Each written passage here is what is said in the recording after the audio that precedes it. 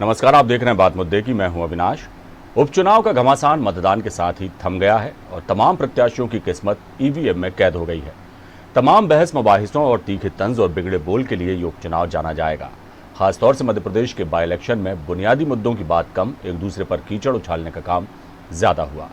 कहा यह भी जोर देकर गया कि जनता सब जानती है और अब जनता ने फैसला भी कर दिया है। 10 नवंबर को साफ हो जाएगा कि किसका सिक्का चला और किसका पत्ता कटा। लेकिन इस बीच जो भी सियासी घटनाक्रम घटा उसने कई सवाल पैदा किए हैं और यही है हमारा आज का विशेष चुनावी दंगल किसका मंगल। इस पर हम अपने खास मेहमानों के साथ चर्चा करेंगे, लेकिन उसके पहले देखिए ये खास रिपोर्ट।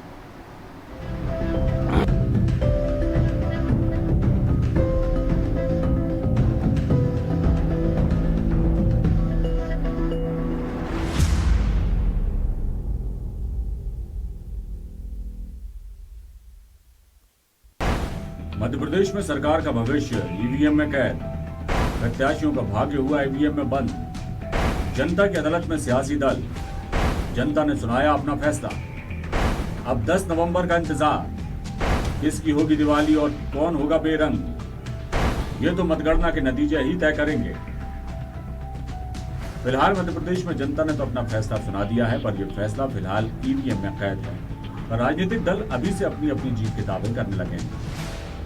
पहले से हार की भूमिका बनाने लगी कांग्रेस।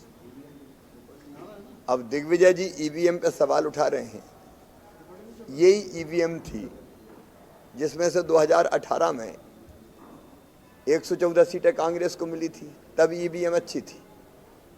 और अब जब उनको लग रहा है कि बुरी तरह पराजित हो रहे हैं तो सारा दोष ईवीएम पे मढ़ दो और खुद छुट्टी पा जाओ। प्रशासन, पुलिस, पैसा, शराब, सब कुछ का उपयोग भारतीय जनता पार्टी कर रही है, क्योंकि उन्हें एहसास हो रहा है, जनता का मन का एहसास हो रहा है कि मध्य प्रदेश के मतदाता सीधे साधे हैं, सरल स्वभाव के हैं, भोले भाले हैं, पर मूर्ख नहीं हैं। और जिस प्रकार उनके साथ 15 साल धोखा हुआ, जिस प्रकार उनके साथ 8 महीना मध्य प्रदेश के भविष्य के साथ खिलवाड़ किया गया, सौदे की सरकार बना के, बिकाऊ सरकार बना के, ये मध्य प्रदेश के मतदाता और खास 28 सीटों के मतदाता कभी स्वीकार नहीं करेंगे। जितना झूठ बोलने शिवराज सिंह जी का सहारा केवल झूठ बचा है, झूठ और घोषणाएं। अब चलिए मध्य प्रदेश विधानसभा में सीटों के आंकड़ों पर एक नजर डालते हैं और समझते हैं क्या होंगे समीकरण। मध्य प्रदेश में 230 विधानसभा सीटों में से एक कांग्रेस विधायक के इस्तीफे के बाद 229 सीटें बचती हैं। इसमें बहुमत का आंकड़ा अब 115 हो जाता है। सत्ता में जमी बीजेपी के पास 107 विधायक हैं। 28 सीटों पर मतदान में सत्ता में बने रहने के लिए बीजेपी को 8 सीटों की दरकार है, तो वहीं कांग्रेस के पास 87 सीटें हैं। अब कांग्रेस को प्रदेश की फिर से सत्ता चाहिए तो उसे सभी 28 सीटें जीतना पड़ेंगी। ऐसे में निर्दलीय बसपा और सपा की अहम भूमिका हो सकती है। News world desk.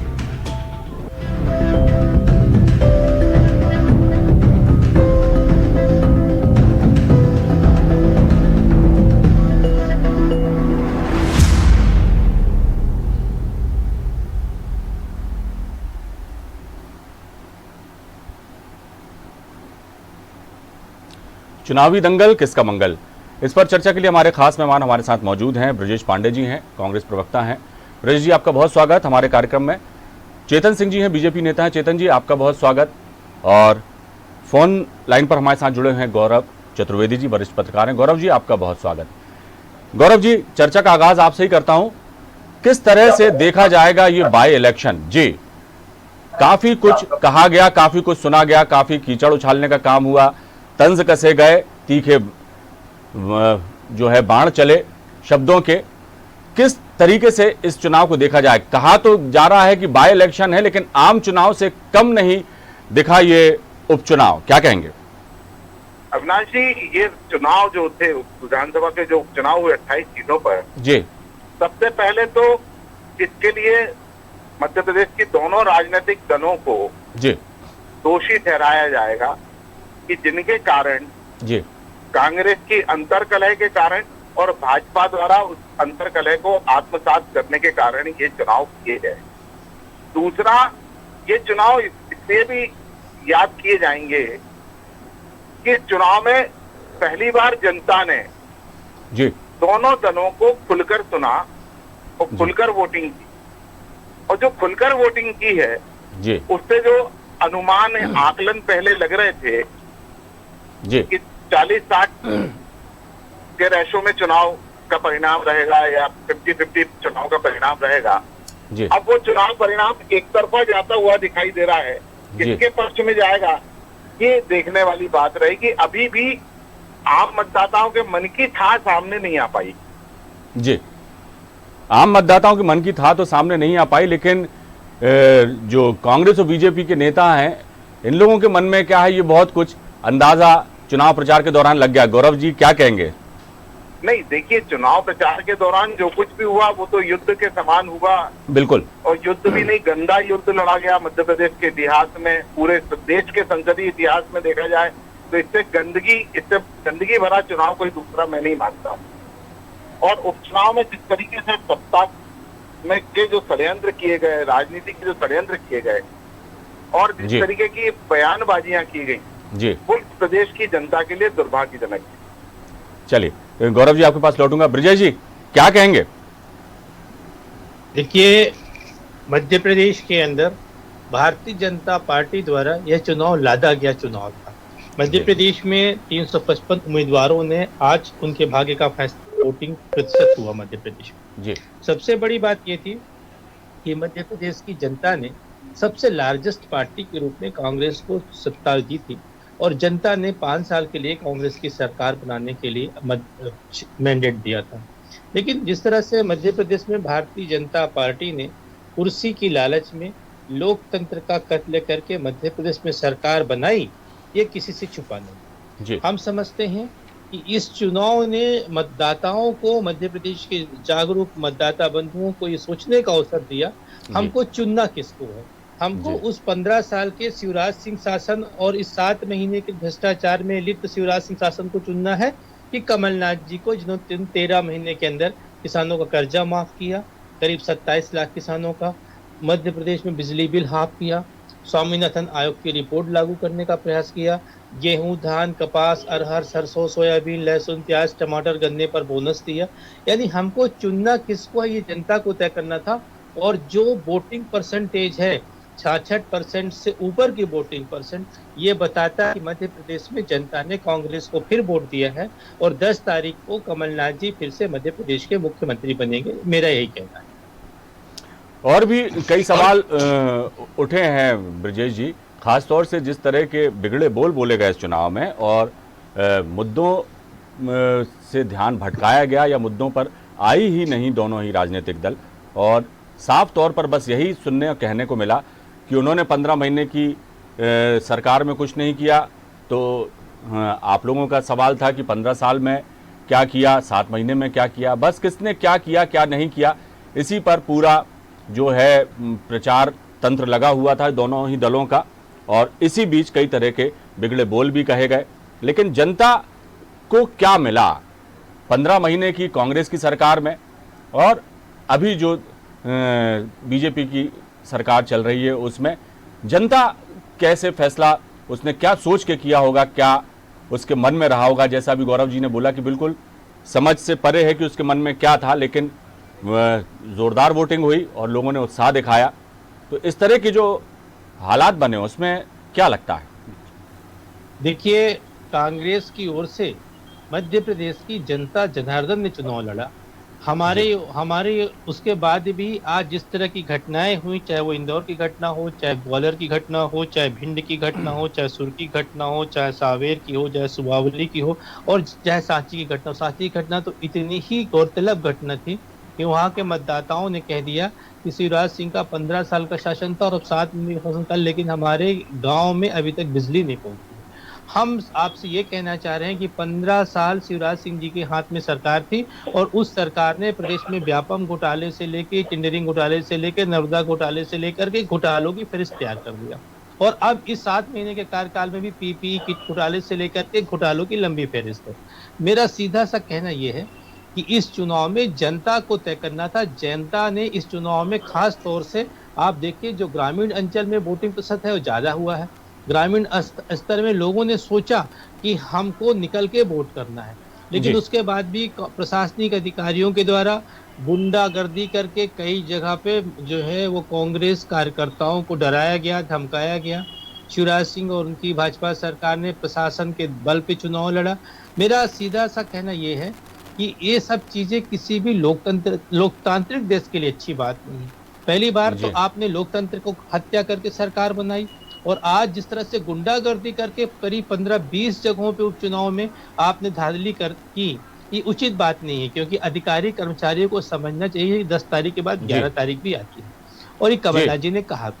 लेकिन इस सबसे भी इतर जनता ने चुनाव में कांग्रेस को इसलिए वोट दिया क्योंकि जनता को लगा कमलनाथ जी इकलौते ऐसे नेता हैं जिन्होंने इस प्रदेश के अंदर नई फसल बीमा नीति लागू किया। कमलनाथ जी ने किसानों के आंदोलन के समय भाजपा सरकार के ऊपर समय जो किसानों के ऊपर मुकदमे कायम थे उनको वापस किया। चाहे वो कृषि का क्षेत्र हो, चाहे वो खाद्य प्रसंस्करण का क्षेत्र हो, सब में कमलनाथ जी ने अच्छा कार्य किया। किसानों के पुत्र पुत्रियों को 5 वर्ष के लिए ऋण देने की सुविधा प्राप्त किया। किसानों की कन्याओं को 51,000 रुपए कमलनाथ जी ने दिए, जो भारतीय जनता पार्टी सरकार नहीं दी। किसानों के स्मार्ट कार्ड इतने ही अच्छे हैं कमलनाथ जी, तो क्या वजह रही कि अपने ही मंत्री उनके खिलाफ रहे? उनके विधायकों ने उनके खिलाफ ही कई बार बोला कि वो मिलते नहीं हैं, बात नहीं करते। जिस वक्त वो मुख्यमंत्री रहे उस वक्त उन्होंने किसी की नहीं सुनी। और यही बात ज्योतिरादित्य सिंधिया जी हैं, उन्होंने भी कहा था कि किसानों के मामले पर वो सड़क पे आ जाएंगे, तो उन्होंने भी कह दिया था कि आ जाएं, आना चाहे सड़क पर। तो यही सब चीजें, उनकी जो बेरुखी है वो भी एक इसको कारण नहीं मानेंगे आप कांग्रेस में हुए विद्रोह को? देखिए अविनाश जी, किसी महत्वाकांक्षी राजनेता की महत्वाकांक्षा को तो आप दबा नहीं सकते हैं, पहली बात। दूसरी बात, कमलनाथ जी ने 13 महीने के अंदर अगर संवादहीनता की स्थिति निर्मित की होती तो जो मैं आपको बातें बता रहा हूँ कि सब्जी वाले, फल वाले, मसाले वाले, औषधि फल वाले, पाली हाउस, इन सब चीजों को साकार या स्वरूप नहीं मिल पाता।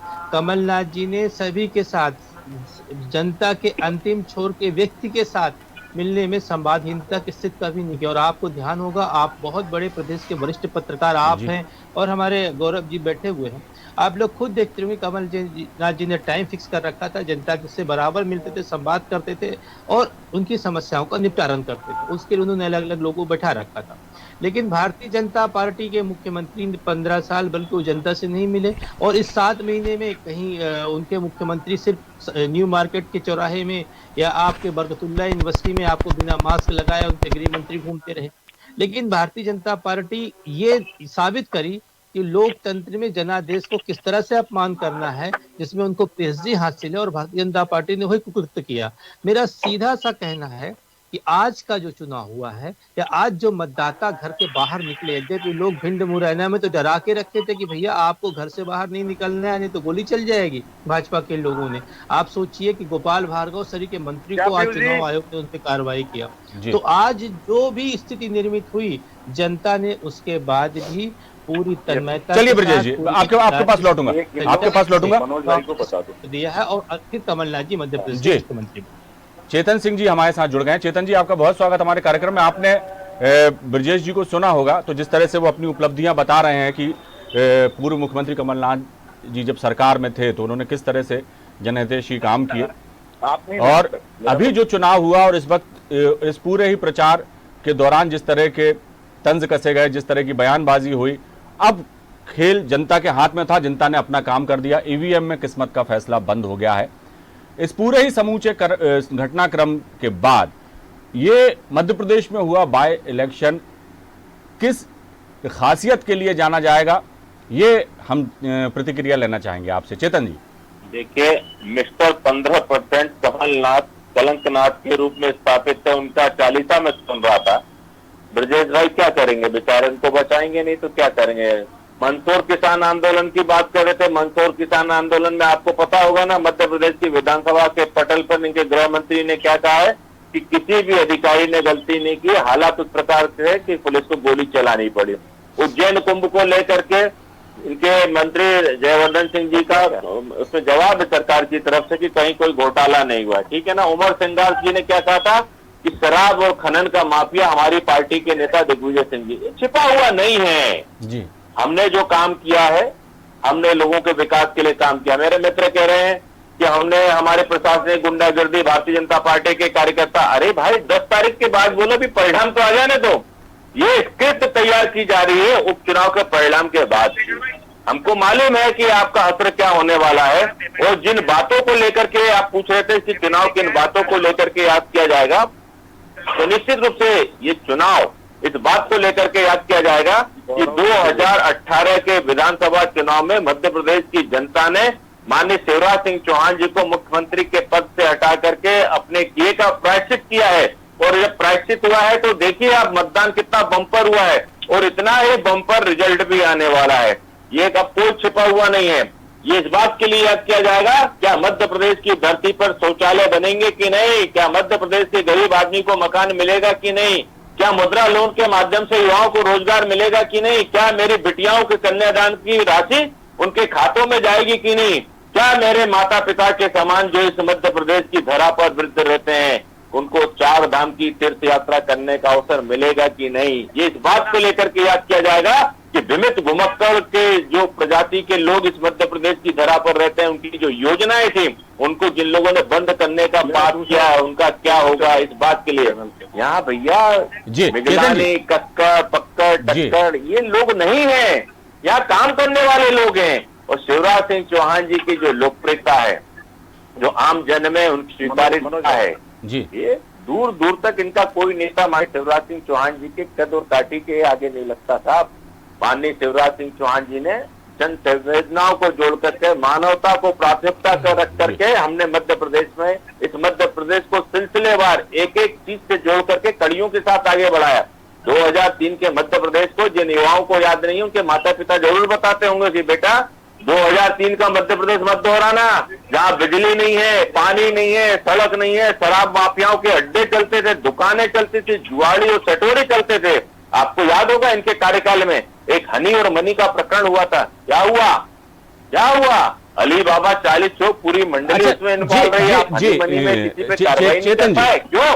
क्योंकि सत्ता के गलियारे के श्रेष्ठ और सर्वश्रेष्ठ लोग इस हनी और मनी की चाशनी में लिप्त थे। इस बात को इस मध्य प्रदेश की जनता भूली नहीं है। कर्ज माफी के नाम पर किस प्रकार का कांग्रेस ने छल कपट किया है, युवाओं को बेरोजगारी के नाम पर किस प्रकार से आपने उनके सपनों का किरण किया है। 2 लाख लोगों को नौकरी देने का वादा करने वाली सरकार कहाँ भटक गई। जी चेतन जी, प्रदेश का ये चुनाव लोकतंत्र में इस बात को इतिहास के रूप में दर्ज किया जाएगा कि मध्य प्रदेश में वाकई में चेतन जी आपके पास लौटूंगा, सम्मानित किया जाना चाहिए, स्वतंत्रता चर्चा के लिए सेनानियों की तरफ सम्मानित करा जाना चाहिए। चर्चा के लिए भरपूर समय है चेतन जी अपने पास से बचाया और मध्य प्रदेश में लोकतंत्र की स्थापना में इस्तीफा चेतन जी लोकतंत्र की चर्चा के लिए समय पर्याप्त है अपने पास। गौरव जी के पास चलते हैं सीधे। गौरव जी, जैसा चेतन सिंह जी ने कहा, इन्होंने भी अभी जो है शिवराज सरकार की खूबियां गिनाई और कांग्रेस की खामियां, यही सब कुछ चर्चाओं में किया भी जाता है और अभी भी हो रहा है, जबकि फैसला हो चुका है। 10 नवंबर को पता चल जाएगा कि किसको खारिज किया गया, किसे अपनाया गया। गौरव जी क्या कहेंगे, क्या अब ये बात नहीं होना चाहिए कि कौन क्या करेगा, सत्ता में आता है तो किस तरह की योजनाएं होंगी, किस तरह का विकास किया जाएगा, क्योंकि जो 15 महीने का शासन कांग्रेस का रहा, उसके बाद सरकार गई, उसके बाद बीजेपी ने सत्ता संभाली, लेकिन इन दोनों ही सरकारों के कार्यकाल में जनहित के काम जो हैं, जितने होना चाहिए, जो विकास के काम होना चाहिए, मध्य प्रदेश कहीं ना कहीं पिछड़ा है। ऊपर से कोरोना ने और जो है कमर तोड़कर रख दी। अब इन हालातों से भी हमें निपटना है, कोरोना से भी निपटना है और जो अर्थव्यवस्था लड़खड़ाई हुई है उससे भी निपटना है। इसका खाका कैसे खींचा जाए, ये कोई बात नहीं कर रहा, क्या कहेंगे? देखिए, मैंने शुरुआत में कहा था कि इन परिस्थितियों के लिए दोनों राजनीतिक दल जवाबदार हैं। जी, मध्य प्रदेश में पिछले 7-8 महीने से विकास कार्य अवरुद्ध पड़ा हुआ है। जी, फरवरी अंत में सिंधिया जी की नाराजगी और सिंधिया समर्थक विधायकों का आना जाना शुरू हुआ था, जी, जिसकी सूचनाएं सरकार को मिलना शुरू हो गई थी और सरकार को जो ध्यान विकास पर केंद्रित करना था जी या जो ध्यान विधानसभा सत्र के ऊपर केंद्रित करना था, वो पूरा का पूरा ध्यान अपनी सरकार को बचाए रखने के प्रयासों में करना पड़ा। जी 20 मार्च को मध्य प्रदेश में कमलनाथ जी ने इस्तीफा दिया। 24 के बाद मुख्यमंत्री शिवराज सिंह चौहान ने शपथ ली। जी कोरोना का लॉकडाउन तो दूर की बात है, जी जो सबसे बड़ी दिक्कत थी वो दिक्कत थी कि मध्य प्रदेश में उपचुनाव होना थे और मध्य प्रदेश के मुख्यमंत्री सिर्फ 28 विधानसभा क्षेत्रों में सिमट कर रह गए जहां जहां उपचुनाव होना थे। जी बाकी जो प्रदेश के विकास के कार्य थे वो सारे के सारे विकास कार्य सबको पड़ गए। जी सेम स्थिति कमलनाथ जी के समय भी थी और सेम जी। स्थिति मुख्यमंत्री शिवराज जी के समय भी। जी ये आरोप भले एक दूसरे के ऊपर लगाते रहे, जी लेकिन इस दुर्दशा के लिए मध्य प्रदेश की जनता की जी दोनों दल जिम्मेदार हैं। मैं एक को जिम्मेदार नहीं ठहरा सकता हूं, लेकिन चूंकि जी। तात्कालिक परिस्थितियों में वर्तमान सरकार को दोष गिना जाएगा, जी। इसलिए मैं भारतीय जनता पार्टी की सबसे बड़ी गलती मानता हूं। जी चेतन सिंह जी क्या कहेंगे? गौरव जी जैसा कह रहे हैं। ये गौरव जी का अपना विजन है। जी हमने तो इस मध्य प्रदेश को 15 महीने में शुद्ध के युद्ध में भी लुटते पिटते देखा है। हमने तो इस मध्य प्रदेश में ऐसे मानव संवेदना से मुक्त मुख्यमंत्री को देखा है कि मुख्यमंत्री निवास के 100 मीटर पर 12 लोग डूब करके मर जाते हैं और इस मुख्यमंत्री को समय नहीं मिलता है कि जन संवेदना के नाते कम से कम घटनास्थल का जाकर के उस पीड़ित परिवार को सांत्वना दे करके चले आए। हम ऐसे मुख्यमंत्री के आधिपत्य में इस मध्य प्रदेश को ज्यादा दिन लुटते पिटते देखते हुए नहीं रह सकते थे। हम भले ही विपक्ष में हो, लेकिन विपक्ष में होने का कारण हम इस मध्य प्रदेश को बंद आंखें करके बर्बाद होते देखे, ये संभव नहीं था। मुख्यमंत्री किसको कहते हैं, इन लोगों को सोचना और समझना चाहिए। जो जनता की संवेदनाओं को, मेरे मित्र भी कह रहे थे ना, किसानों की बड़ी बड़ी बात, कौन सा ऐसा देश का प्रधानमंत्री हुआ और कौन सा ऐसा देश का मुख्यमंत्री हुआ जिन्होंने किसानों को सम्मान राशि दी। मैं गर्व और फक्र के साथ कहता हूं कि आम किसान की पीड़ा को समझते हुए इस प्रदेश के सस्ते मुख्यमंत्री माननीय शिवराज सिंह चौहान जी ने 4,000 रुपए की सम्मान राशि और माननीय प्रधानमंत्री जी ने 6,000 रुपए की सम्मान राशि उनको जारी की। ये मध्य प्रदेश वो है जो किसानों के आधारित प्रदेश है, कृषि पे आधारित प्रदेश है। 1.27 लाख मैट्रिक टन की गेहूं चेतन जी आंकड़ों पर सरसों मूंग की भी हमने सरकारी दर पे खरीदी की है। पहले बार सरसों मूंग की खरीदी हुई है। इसकी कभी कांग्रेस बात नहीं करेगी। आप उठा करके रिकॉर्ड सुन के देखिए कितने सरकारी गोदाम थे। चेतन जी जो सवाल एक बात तो सुनिए, जिनसे इनकी चेतन जी मेरी बात तो सुनिए, उठा करके दे दिया। बात तो सुन लीजिए चेतन जी, बात तो सुन लीजिए मेरी। खा गए किस हिसाब से? चेतन जी बात तो सुन लीजिए। अब आप बात सुन लेते फिर आप कह ही रहे हैं, लेकिन ब्रजेश जी जैसा चेतन जी ने कहा, बात कोई भी की जाए, चेतन जी भी वही काम कर रहे हैं उपलब्धियां गिनाने का। कांग्रेस की तरफ से भी कोई सवाल पूछा जाए तो भी वो अपनी उपलब्धियां और बीजेपी की नाकामियां गिनाने का काम शुरू कर देते हैं। लेकिन हकीकत में जो नुकसान हुआ 2018 के चुनाव के परिणाम आने के बाद मध्य प्रदेश की जनता के साथ, और जैसा गौरव जी भी कह रहे थे कि इसमें विकास कार्य अवरुद्ध हुए हैं, कोरोना की भी बहुत बड़ी भूमिका रही है। उसके बाद जब उपचुनाव घोषित हो गए कि 28 सीटों पर उपचुनाव होना है, तो जैसा उन्होंने कहा कि मुख्यमंत्री शिवराज सिंह चौहान भी फोकस्ड हो गए उन 28 सीटों पर ही, बाकी प्रदेश का उन्होंने उतना ख्याल नहीं रखा। और जो मौका आपको मिला था पूरे प्रदेश में विकास की बयार चलाने का, 15 साल बाद आप सत्ता में आए थे, लेकिन आप सहेज के ही नहीं रख पाए अपने ही नेताओं को, अपने ही विधायकों को, अपने ही मंत्रियों को। क्या वजह रही? जो गुटबाजी जिसके लिए हमेशा से ही कांग्रेस पर लांछन लगता रहा है, चुनाव मिलकर लड़ा, लेकिन जैसे ही सत्ता में आए फिर गुटबाजी हावी हो गई और परिणाम हमारे सबके सामने है। कांग्रेस को सत्ता त्यागना पड़ी और बीजेपी ने सत्ता हासिल की। क्या कहेंगे ब्रजेश जी? अविनाश जी, मैं अपने भारतीय जनता पार्टी के मित्र को सुन रहा था, मुझे इनकी बात इतनी अद्भुत लग रही थी, क्योंकि ये लोग मर्यादा प्रभु श्री राम को बताते हमारे आराध्य हैं। रामायण में एक अब फिर वही बात आप घुमाने लगे ब्रजेश जी। हाँ, मैं सीधा सवाल कर रहा हूँ, आप कृपया करके सीधा जवाब दे दीजिए। मुझे 20 सेकंड दीजिए, पूरी बात मैं एकदम आपकी बात करूंगा, इनको आपने पूरा समय। मत कीरित गति भीत भुलाई, जब जही जतन जहां जही पाई, सो जानब सत्संग प्रभावु लोकहु वेद न आन पाऊ। आप मुझको एक बात बताइए, संविधान की धारा 66 और 87C के तहत मध्य प्रदेश के विधानसभा, अभी बहुत अच्छी बात गौरव जी ने कहा, मैं उससे सहमत हूँ। मध्य प्रदेश के विधानसभा अध्यक्ष एनपी प्रजापति जी ने कहा था, उन्होंने संविधान प्रक्रिया नियमों को बता करके कि इस तरह की संसदीय कार्य व्यवस्था के तहत उन्होंने कहा था कि चूंकि देश के प्रधानमंत्री जी ने, आदरणीय श्री राहुल गांधी जी ने बताया है कि कोरोना अपने पीक आवर की ओर बढ़ रहा है, तो तब तक के लिए हम मध्य प्रदेश की विधानसभा को स्थगित कर रहे हैं हफ्ते 10 दिन के लिए। इतने में इनको इतना जल्दी सत्ता पाने की ललक सवार हुई, वो सुप्रीम कोर्ट से जाकर के कि साहब विधानसभा अध्यक्ष ने ऐसा किया। अरे ये विधानसभा अध्यक्ष का पावर ऑफ राइट है, जिस तरह से राज्यपाल का अधिकार 63 के तहत है, उस तरह का विधानसभा अध्यक्ष का पावर ऑफ राइट है 66 संविधान की धारा में और 87C में, वो विधानसभा अध्यक्ष ने किया था।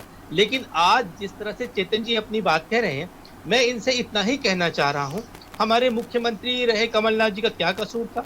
27 लाख किसानों को उन्होंने कर्ज माफ किया, 100 रुपए में 100 यूनिट बिजली दिया, किसानों को बिजली के बिल से राहत दिया, 1000 से अधिक गौशालाएं बनाई, माफिया का सफाया किया। कौन सा उन्होंने ऐसा गुनाह कर दिया, कौन सा उन्होंने ऐसा पाप कर दिया था?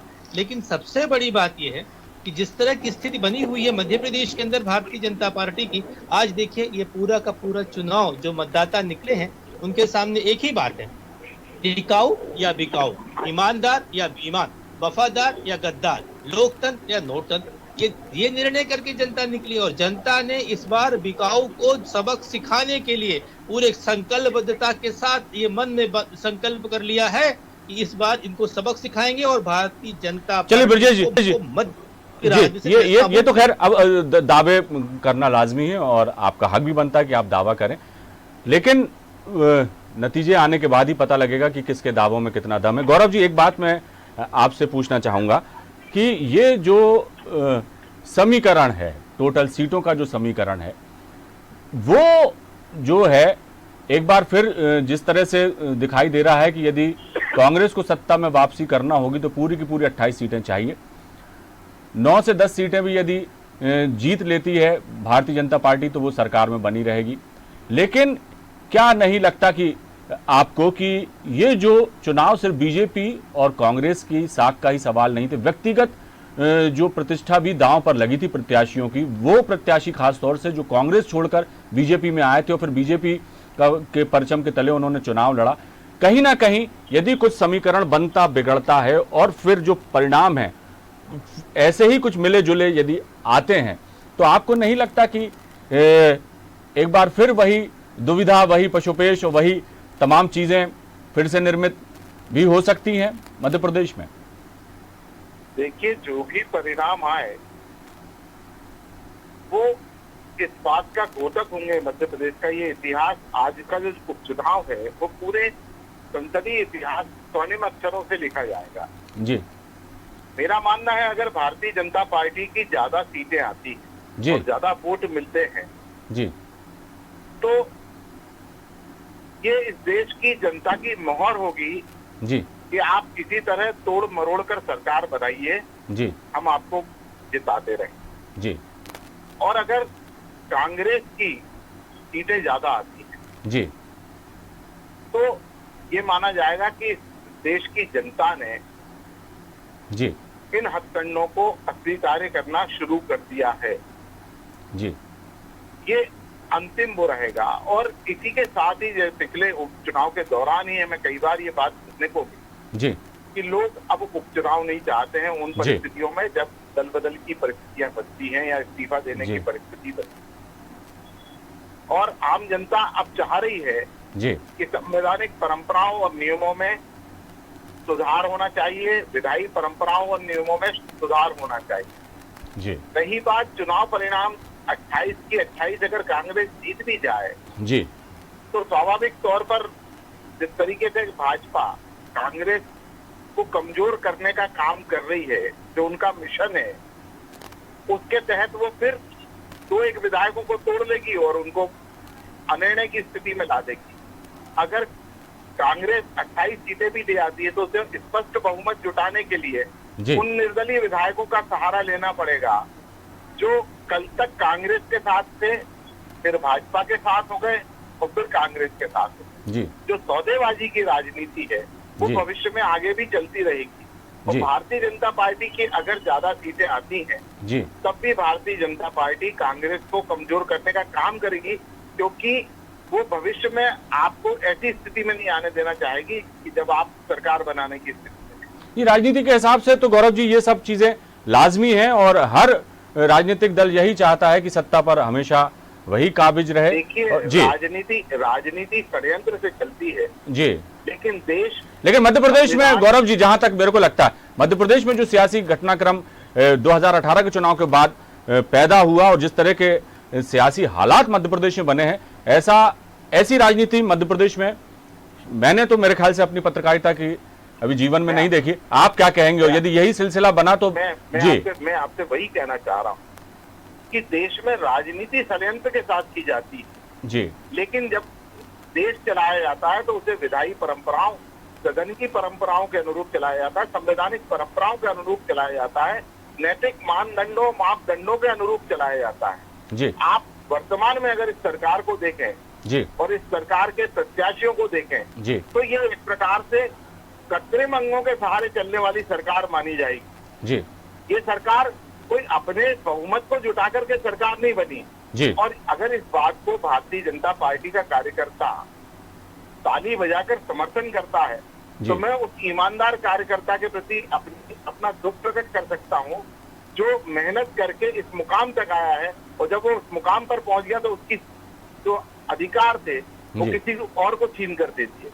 जी चेतन जी, गौरव जी का सवाल आपने सुना होगा और यही बात हमेशा से कही भी जाती है कि जब 2018 के चुनाव के परिणाम आए और जैसी उम्मीद थी भारतीय जनता पार्टी को वैसे परिणाम नहीं आए और सत्ता पर कांग्रेस जब काबिज हुई, उसके बाद से आपके ही जो हैं कई वरिष्ठ नेताओं के बयान आना शुरू हो गए थे कि अब ये इतने दिन टिक पाएगी सरकार, नहीं टिकने देंगे, तमाम तरह की बातें हुई थी। तो तभी से ये लगने लगा था लोगों को कि शायद ये जो हुआ है उसकी पृष्ठभूमि तैयार हो रही है, लेकिन उसके बाद फिर बयान आने बंद हो गए। लेकिन अचानक फिर यही सब कुछ हुआ और टूट फूट हुई और बीजेपी ने सत्ता जो है फिर वापस हासिल कर ली। अभी जैसे जो मैंने सवाल किया गौरव जी से कि अभी जो चुनाव परिणाम 28 सीटों के आते हैं वो भी यदि मिले जुले आए तो भविष्य में फिर वही कुछ स्थिति में बन सकती है।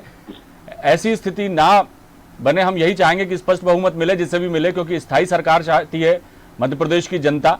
और सियासी घटनाक्रम जो कुछ भी अभी पिछले जो कुछ महीनों में हुआ वैसा मध्य प्रदेश में पहले कभी नहीं देखा गया। क्या कहेंगे चेतन जी? देखिए, मध्य प्रदेश की जनता ने जो बदलाव किया था वो विकास के साथ चलने का किया था, लेकिन आपने देखा होगा कि 15 महीने में विकास का जो पहिया था उस पर तो ब्रेक लगा करके बैठ गए और सारे नेता केवल एक ही काम में लगे थे, कमाई करो, ट्रांसफर उद्योग चलाओ, पोस्टिंग करो, युद्ध चलाओ, शुद्ध के नाम पर युद्ध करो, आने दो, मिलावटखोरों को पकड़ो, पैसा आया जाने दो, जो दारू है, शराबखोरी है, ये क्या मध्य प्रदेश के विकास की बातें थी क्या? मध्य प्रदेश में आपने किसानों के साथ क्या किया? अभी मेरे मित्र कह रहे हैं 27 लाख। अरे तुम्हारे मित्र, तुम्हारी पार्टी के राष्ट्रीय अध्यक्ष है ना राहुल गांधी जी, उन्होंने मंदसौर की सभा में क्या कहा था कि कमलनाथ जी ने अगर 10 दिन में अगर कर्ज माफ नहीं किया तो मैं इनको 10 मिनट में बाहर कर दूंगा। ये आपने मध्य प्रदेश के गरीब किसानों के साथ जो तुमने छल और कपट का व्यवहार किया है, यही कारण है कि मध्य प्रदेश में मुख्यमंत्री को सत्ता से बेदखल होना पड़ा। आप गरीब की हाय लेकर के किसी भी स्थान पर होना पड़ा चेतन जी या किया गया? जी, होना पड़ा उन्हें बेदखल या उन्हें किया गया? क्या कहेंगे भैया? हमने थोड़ी ना किया, घर के लोग ही जिसको पसंद नहीं करते। आप कैसे कह सकते हो कि मध्य प्रदेश की 7.5 करोड़ जनता उसको पसंद कर ले? आप बताइए ना कैसे कह सकते हैं? भारतीय जनता पार्टी आदरणीय ज्योतिरादित्य सिंधिया साहब को ये कहने नहीं गई थी कि आप विद्रोह कर दीजिए। अरे भैया, आपका और ज्योतिरादित्य साहब का था। ज्योतिरादित्य जी ने बहुत अच्छी बात कही कि जिन वचनों को लेकर के हम सरकार में आए हैं, अगर उन वचनों पर इस सरकार ने काम नहीं किया तो मैं सड़क पर आऊंगा। आपको याद होगा, ये अपनी लीडर सोनिया जी से दिल्ली मिलने गए, जब पत्रकार बंधुओं ने पूछा तो उन्होंने क्या कहा कि जिनको सड़क पर आना सड़क पर उतर जाए। ज्योतिरादित्य सिंधिया साहब अपने घर के बंगले से निकल करके सड़क पर आते हैं, लेकिन मध्य प्रदेश के मुख्यमंत्री अली बाबा 40 चोर नाली गड्ढे में गिर जाते हैं। तो इसमें भारतीय जनता पार्टी कहां से आ गई? अभी मेरे मित्र कह रहे थे राहुल गांधी जी ने कोरोना को लेकर के कहा जिसको हिंदुस्तान का कोना नहीं पता, जिसको माथे की बिंदिया, हाथ की चूड़ी और पहनावा नहीं पता, वो हिंदुस्तान की तरफदारी करते हैं। बनियान के नीचे क्रॉस पहनते हैं, ऊपर जनेऊ पहनते हैं, ऊपर वतन परस्ती, भीतर से बगदादी की बात करते हैं। इस तरह के तो लोग हैं। और अभी इनके पार्टी के एक नेता उत्तर प्रदेश से बाहर से शायर दिखने वाले फितरत से जिहादी निकले। तो ये चाल चरित्र चेहरा हिंदुस्तान में नहीं चलेगा। और जिन लोगों ने हिंदुस्तान में ये सोच के रखा है कि ये परिवार की विरासत है, वो कान खोल करके सुन लें कि परिवार के दिन अब बेरोजगारी के रूप में तब्दील हो चुके हैं। अब देश की 7.5 करोड़, प्रदेश की 7.5 करोड़ जनता की तकदीर खुलेगी और उनका उत्थान होगा। आपने अपना उत्थान बहुत कर लिया है। और जो आप कह रहे हैं कि आने वाले समय में क्या होगा, निश्चित रूप से आने वाले समय में जो हमारा विजन है, हमारा विजन था स्वर्णिम मध्य प्रदेश, हमारा अपना मध्य प्रदेश, हर बेरोजगार को काम मिले, उद्योग धंधे चलें, दुकानें चलें, कृषि में हम अपार सफलता हासिल करें। कृषि की बात में से बार बार कहता हूं कि मेरा मध्य प्रदेश कृषि प्रधान प्रदेश है। और कृषि प्रधान प्रदेश होने के कारण आपको याद है, जानकारी है, मुझे नहीं पता, लेकिन मैं मध्य प्रदेश के उन तमाम किसान बंधुओं को जो आपका चैनल देखते हैं, बहुत अच्छी खुशखबरी देना चाहता हूं कि मध्य प्रदेश की राजधानी भोपाल में जो हमारा कृषि मंडी का हेड ऑफिस है एमपी नगर में, वहां पर कृषि एक्सपोर्ट का भारत सरकार का ऑफिस सैंक्शन हो गया है। वो 10 तारीख की आचार संहिता के बाद कभी भी उसका शुभारंभ हम कर देंगे। मेरे मध्य प्रदेश का किसान, उस किसान का बेटा अब अच्छी फसल उगाएगा, दुगनी तिगनी 4 गुनी कीमत पर अपनी फसल का जो उसका उत्पादन है उसको बाहर के देशों को एक्सपोर्ट कर पाएगा। बिचौलिए नहीं होंगे, दलाल नहीं होंगे, मंडियों से दलालों का हटाने का काम हमारी सरकार ने किया। चेतन जी कुछ बुनियादी चीजें हैं चेतन जी, जैसे महंगाई का मुद्दा है, पेट्रोल डीजल के दाम है, कई इस तरह की चीजें हैं, उनको लेकर जो है रुख हमेशा से ही जो है बीजेपी सरकार का नरम नहीं रहता। अभी जो कमलनाथ जी की सरकार थी उसमें बिजली के बिल काफी कम आ रहे थे, मिडिल क्लास को काफी राहत मिली थी, लेकिन फिर से वही जो है बिल वापस काफी तगड़े बिल आने लगे हैं लोगों के पास। पेट्रोल डीजल की कीमतें मध्य प्रदेश में सबसे ज्यादा हैं देश में। इस दिशा में कभी कोई ऐसी पहल नहीं की गई पिछली सरकारों में भी, और अभी भी ऐसा कोई वादा करते हुए या भरोसा दिखाते हुए सरकार नहीं जाती कि गरीब और किसान के लिए किया जाना चाहिए। जितना भी किया जाए चेतन जी कम है, हम भी चाहते हैं कि गरीबों किसानों के लिए सरकार करे, हर सरकार का फर्ज है कि उनके लिए किया जाना चाहिए, लेकिन मिडिल क्लास जो महंगाई में पिस रहा है, जो जिसके बच्चों ने कोरोना काल में नौकरियां गंवाई हैं, जो बेरोजगार हुए हैं, ये जो खालीपन है उसको भरने के लिए, उनको राहत देने के लिए भी क्या सरकार कुछ उसका विजन है क्लियर? यहाँ बिल्कुल विजन है, सरकार का विजन है। हमने आत्मनिर्भर जो मध्य प्रदेश बनाने की कल्पना की है, एफपीओ 1000 हम बना करके तैयार करें, सीधा हम किसानों को रोजगार देने की बात करें।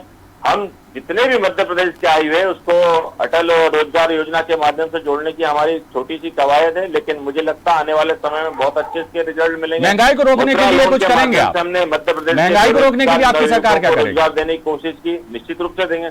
अभी सरकारी नौकरियों में भी हम पूरी तरह से बहुत बड़े स्तर पर सरकारी नौकरियों में भर्ती करने वाले हैं, चाहे वो पुलिस का मामला हो, चाहे हमारे स्वास्थ्य कर्मियों का वेंटिलेटर का मामला हो। अनेक ऐसे स्थान है जहां पर हम बहुत बड़ी संख्या में लोगों को रोजगार देने की स्थिति में है।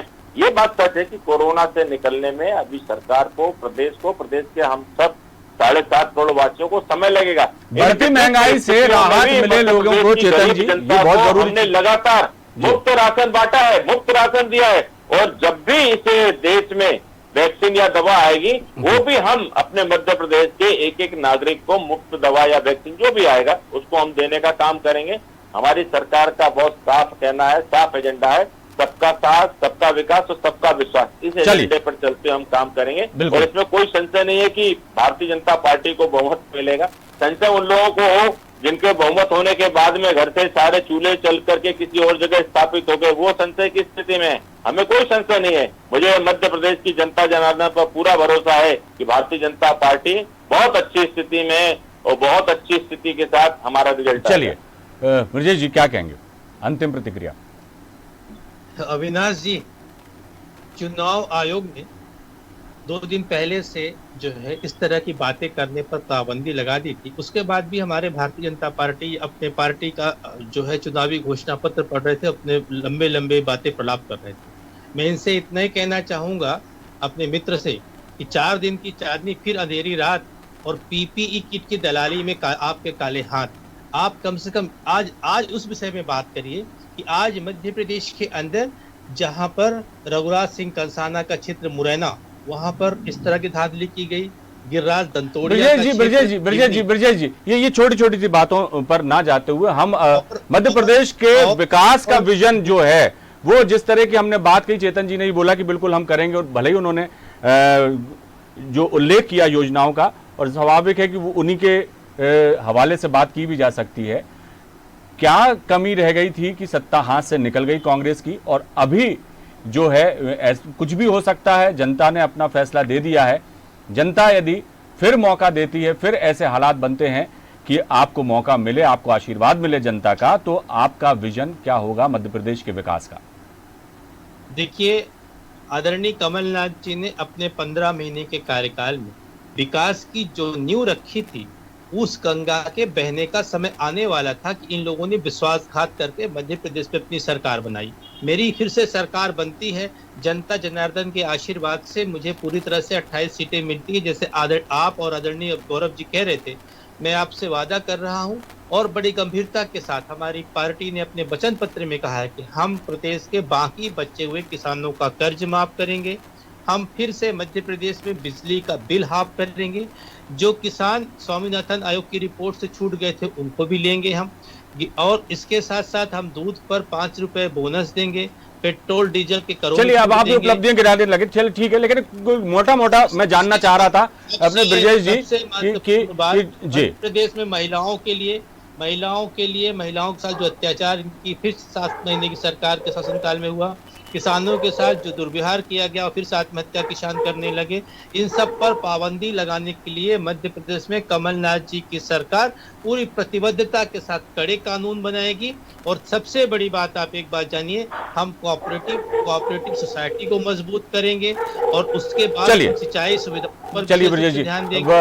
ये सब बातें बहुत कई सुनी जा चुकी हैं, लेकिन एक विजन होता है। एक मोटी मोटी बात मैं जानना चाह रहा था आपसे कि जनता आपको आशीर्वाद देती है, विकास को उच्च से उच्च दिशा बिल्कुल, लेकिन बहुत सारी चीजें हैं जो वो हावी हो जाती हैं राजनीति में, और उनके हावी होने से विकास का पहिया है जो वो थम जाता है, और ऐसा ही कुछ मध्य प्रदेश में हुआ। आगे ना हो, आगे जो भी सरकार रहे, भारतीय जनता पार्टी की मौजूदा सरकार है, उन्हें भी अपनी गलतियों से सबक लेना चाहिए, कांग्रेस को भी अपनी गलतियों से सबक लेकर ऐसी बात जो है नहीं होनी चाहिए जो राजनीति में भी अशोभनीय हो, और जनता के विकास की बात की जाए और बेहतर चीजें हों, बेहतर फैसले हों, वो ज्यादा जरूरी। गौरव जी, अंतिम प्रतिक्रिया आपसे लेना चाहूंगा। मध्य प्रदेश की राजनीति किस ओर करवट लेती दिखाई दे रही है? जी गौरव जी से हमारा जो संपर्क है वो टूट गया है। बहरहाल 10 नवंबर को तय हो जाएगा कि किसको जनता ने आशीर्वाद दिया, किसका सिक्का चला और किसका पत्ता साफ हुआ, ये साफ हो जाएगा। और उसके बाद मध्य प्रदेश की सियासत क्या रुख उसका होता है, किस तरह का शेप वो लेती है, और सरकार कैसे चलती है, किसकी चलती है, ये सब 10 नवंबर को तय हो जाएगा। चर्चा में फिलहाल इतना ही। ब्रजेश जी, आप हमारे साथ जुड़े, आपका बहुत शुक्रिया। चेतन सिंह जी, आप जुड़े, आपका बहुत शुक्रिया। गौरव जी, आपका बहुत शुक्रिया। तो चुनावी दंगल में किसका मंगल होगा, ये 10 नवंबर को तय हो जाएगा, साफ हो जाएगा। फिलहाल दीजिए इजाजत, बने रहिए आप हमारे साथ। नमस्कार।